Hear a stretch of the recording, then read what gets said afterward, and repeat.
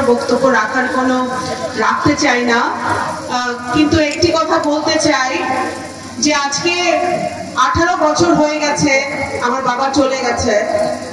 এই 18 বছর ধরে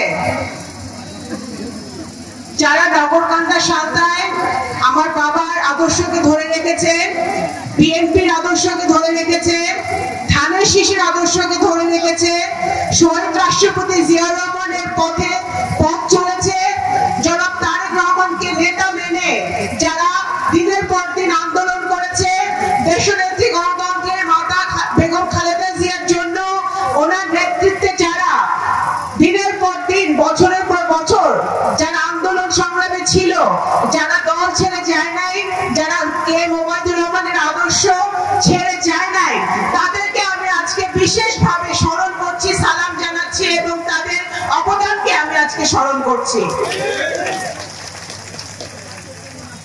আজকে সকালে অনেকে আপনারা এসেছিলেন লস্করদিয়ার বাড়িতে আমার বাবার কবরে শ্রদ্ধা জানানোর জন্য, আমি আপনাদেরকে ধন্যবাদ জানাই। সেই কারণে আজকে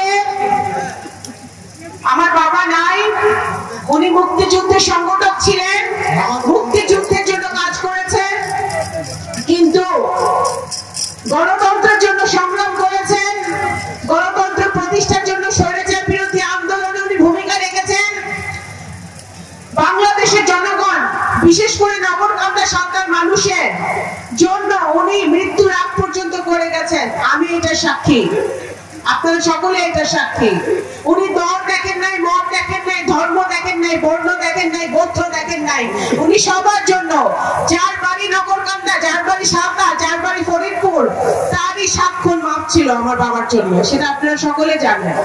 আমি ওনার মেয়ে হিসেবে, ওনার সন্তান হিসেবে আমি আপনাদের পাশে থাকার চেষ্টা করে যাচ্ছি। আপনারা দোয়া করবেন যেন সারা জীবন এইভাবে আমি আপনাদের পাশে থাকতে পারি, আপনাদের জন্য কাজ করতে পারি, আপনাদের সেবায় নিয়োজিত।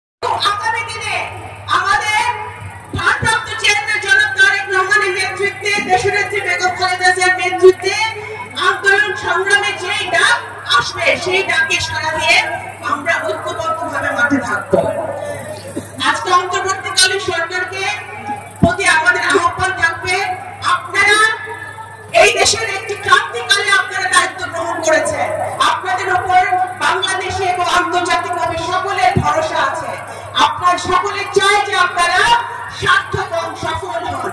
আপনাদের সফলতা তখনই হবে যখন আপনারা সংস্কার প্রক্রিয়ার সাথে সাথে একটি সুষ্ঠু নির্বাচনের ব্যবস্থা করবেন, কারণ একটি সুষ্ঠু নির্বাচন একজন নাগরিকের ভোট দেওয়ার অধিকার, একজন নাগরিকের মৌলিক অধিকার।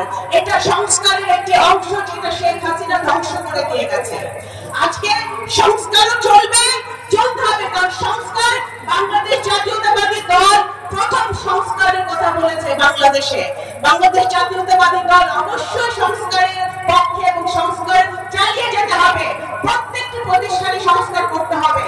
তার আগে সবচেয়ে মৌলিক যেটা সংস্কার, মানুষের ভোটাধিকার, সেটাকে ফিরিয়ে দিতে হবে। তাহলে আমরা একটি দুর্নীতিমুক্ত স্বচ্ছ সংসদ পাবো, যে সংসদে গিয়ে আমাদের সংসদ সদস্যরা তার বাংলাদেশের জনগণের জন্য কথা বলবে, জনগণের জন্য কাজ করবে। চুরি ডাকাতি